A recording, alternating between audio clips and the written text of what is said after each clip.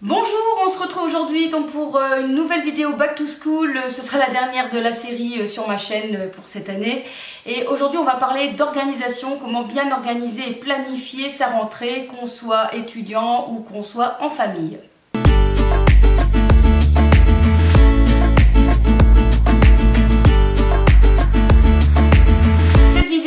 Aura pour but de vous donner des petits conseils, des astuces, comment moi je fais pour organiser ma rentrée. Je suis donc enseignante.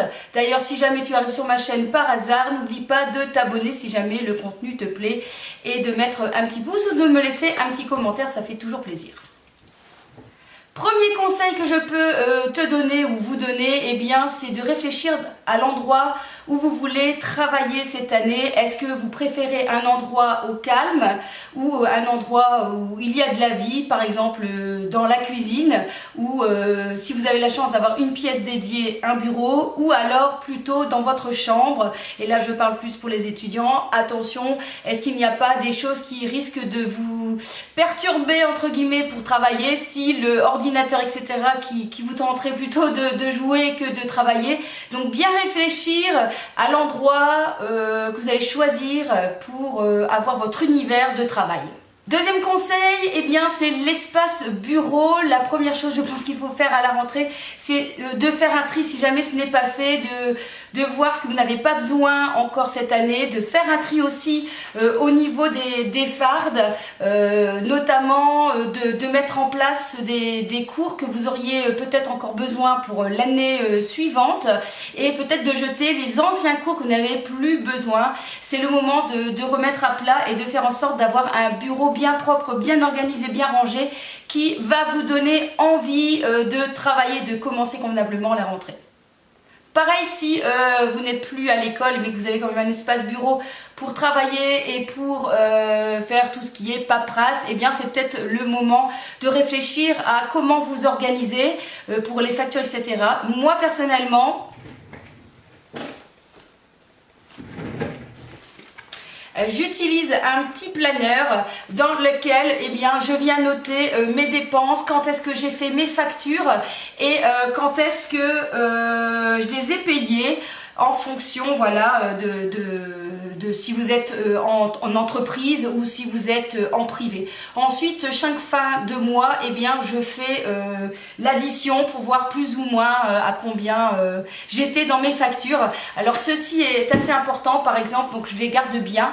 Et quand je veux savoir par rapport à l'année précédente, eh bien, c'est toujours utile parce qu'on a parfois des factures qui reviennent une fois par an. Et bien, comme ça, on peut prévoir son budget sans voilà, se dire qu'on est un petit peu trop juste pour ce mois-ci. Toujours dans le même ordre de l'organisation de son bureau, etc. Troisième conseil que je vous propose de faire aussi, donc là pour les étudiants, eh bien, c'est de prévoir déjà en avance des grosses fardes pour venir y ranger les cours durant l'année, parce que après le mois de décembre, lorsque la première partie de l'année est terminée, les fardes commencent à devenir trop lourdes et pour éviter d'avoir tout à embarquer, eh bien, moi je propose à mon fils de venir retirer les parties, les chapitres qu'il n'a plus besoin jusque-là et je les conserve bien. Donc j'ai une farde mathématiques, une farde français et une farde d'éveil et ça permet ensuite voilà, de s'organiser et s'il a besoin d'y retourner dans l'année, eh bien il sait où ses cours se trouvent. Alors bien sûr, pour éviter des dépenses inutiles, eh bien avant de racheter bic et crayon, on regarde si ceci fonctionne encore et on fait un peu la liste de tout ce qu'il faut racheter pour cette rentrée. En sachant bien sûr que la liste sera certainement fournie seulement qu'à la rentrée et qu'il faudra alors se déplacer pour compléter les achats. Sachez aussi qu'il y a moyen de commander sur forcément internet si vous n'avez pas le temps et le loisir d'aller chercher en boutique tout ce qu'il manque. Faites en sorte aussi que votre espace bureau soit plaisant à y venir. pour voilà vous donner, j'ai envie de dire, du courage à vous mettre, et essayer aussi qu'il soit voilà, en ordre et rangé régulièrement. Bon, c'est pas une chose facile à faire, ça m'arrive très souvent que mon bureau est en bazar. Du coup, on essaye de se mettre au planning le rangement au moins une fois par mois du bureau pour éviter de se retrouver avec un tas d'affaires le 30 juin. Alors dernièrement, j'ai téléchargé 3 applications. Je voulais tester des nouveaux agendas et j'ai voilà, ces 3-là fonctionnent vraiment très bien. On a le Calendars. Donc voilà, le calendrier se trouve en fait en sens horizontal, et donc vous choisissez selon les semaines que vous voulez. Donc ici on a la semaine du 12 au 18, du 19 au 25, donc ça c'est pas mal, et on sait voir ce qu'on a programmé dans la semaine. On a vraiment une belle vue. On peut choisir les couleurs, donc ça j'aime bien, quand on peut choisir selon si on a un rendez-vous, si c'est professionnel, etc. Et donc il suffit d'appuyer donc sur le plus, de dire par exemple ici, je sais pas, par exemple, voilà, on va mettre dentiste, hop, la dentiste, on choisit la date qu'on veut planifier, donc par exemple, donc ici on n'est pas sur la date, ici, voilà, la date, on va dire par exemple que c'est le 12 septembre, je vais choisir l'heure, je vais dire que c'est ça commence à 15h30, hein, on peut choisir, hein, 30 ou pas 30. Et voilà, on met OK, on peut faire un rappel 15 minutes avant, et on peut changer les couleurs. Voilà, vous choisissez, soit c'est en privé, soit c'est à une date de calendrier ou autre chose. Donc voilà, vous choisissez OK, enregistrer. Et voilà, donc il se retrouve à la semaine du mercredi 12, le rendez-vous du dentiste. Donc c'est assez sympathique. On peut choisir, je pense, l'application si on veut en jour, en semaine ou en mois. Donc ça c'est à vous de choisir. Le deuxième que je trouve sympa, c'est Planning.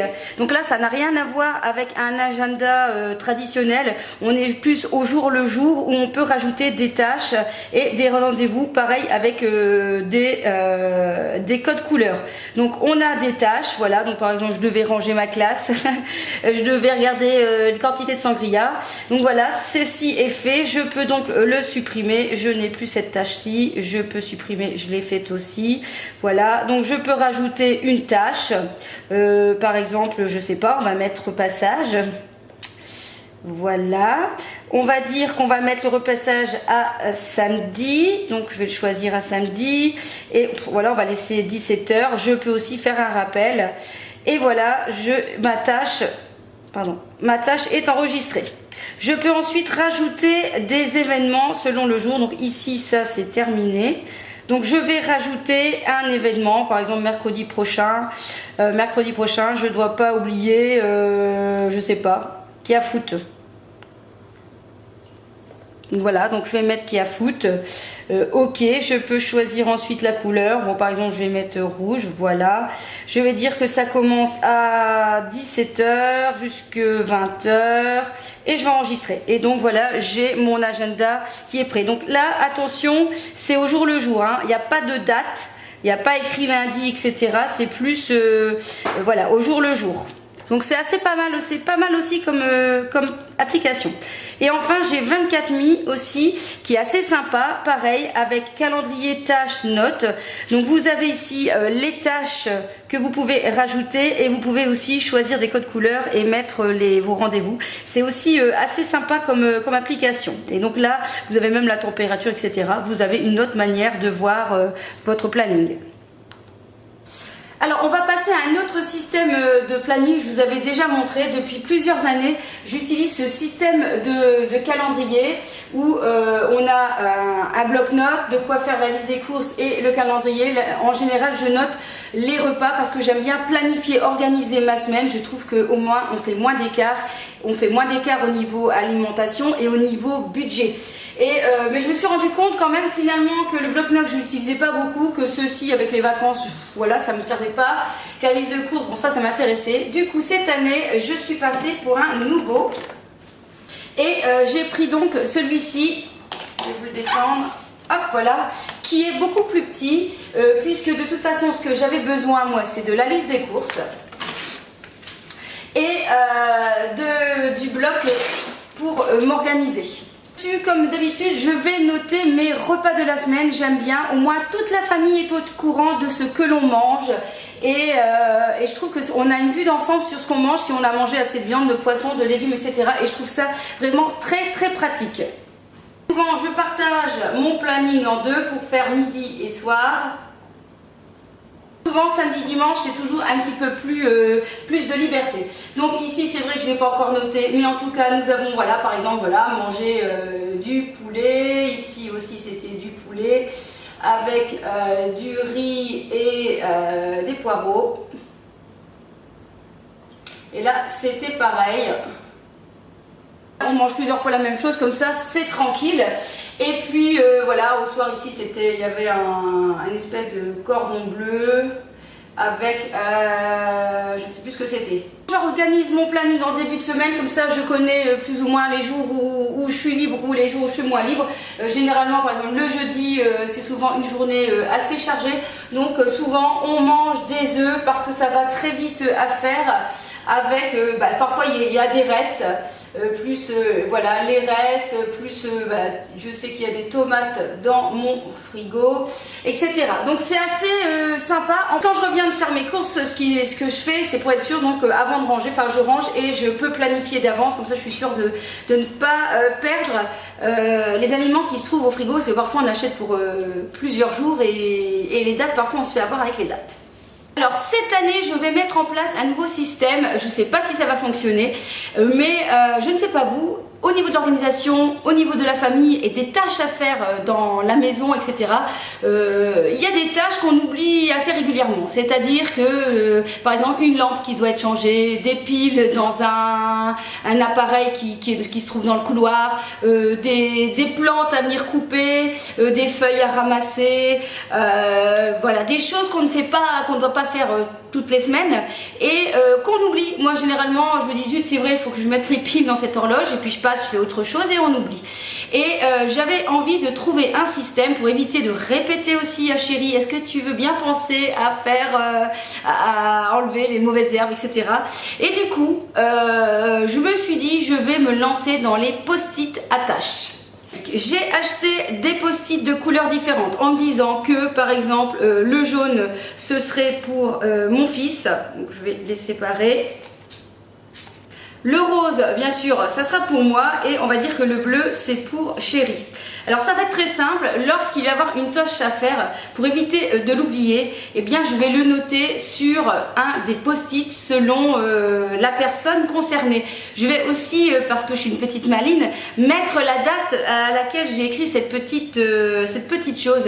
Et je pense comme ça qu'on va pouvoir essayer de se rappeler qu'il y a des choses à faire quand parfois on a 5 minutes de temps à perdre. Et c'est pour éviter de répéter les choses. Parfois, voilà, répéter les choses c'est quelque chose que je n'aime pas et puis on oublie, je vous dis, ça sera un moyen un peu mémotechnique de se rappeler, voilà, et on verra, j'ai envie de dire, qui aura le plus de couleurs sur le frigo.